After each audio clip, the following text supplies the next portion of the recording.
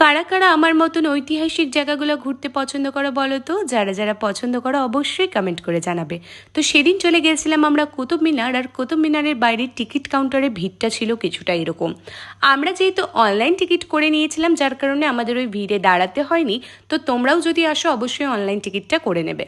তো কুতুব মিনারের সম্বন্ধে আজকে কিছু তথ্য আমি তোমাদের সাথে শেয়ার করব। তো দেখে নাও, এই হচ্ছে সেই কুতুব মিনার। 1981 সালের আগে কিন্তু এই কুতুব মিনারের ভেতরে কিন্তু প্রবেশ করা যেত। 1981 সালের 4 ডিসেম্বর এই কুতুব মিনারের ভেতরে একটা দুর্ঘটনা ঘটে, যার পর থেকে কিন্তু এর ভেতরে প্রবেশ নিষিদ্ধ করে দেয়। তো কি ছিল সেদিনের সেই ঘটনা, চলো বলি তোমাদের।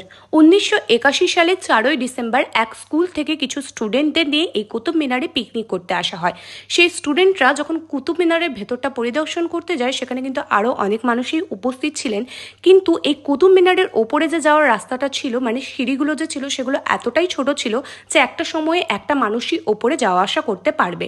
আর এই কুতুব মিনারের ভেতরে কিন্তু বাইরের থেকে আলো আসারও কোনো ব্যবস্থা ছিল না, বৈদ্যুতিক লাইনেই কিন্তু ভেতরে আলো জ্বলতো। তো সেই 4 ডিসেম্বর যখন প্রত্যেকেই কুতুব মিনারের ভেতরে পরিদর্শন করছিল, তো হঠাৎ সেখানে বৈদ্যুতিক লাইন বন্ধ হয়ে যায়।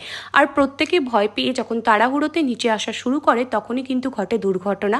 সেই তাড়াহুড়োর চক্করে প্রত্যেকে পড়ে গিয়ে সেখানে কিন্তু 45 জনের মৃত্যু ঘটে। আর তার মধ্যে থেকে বেশিরভাগই ছিল বাচ্চারা। আর তবে থেকে কুতুব মিনারের ভেতরে প্রবেশ করা বন্ধ করে দেয়।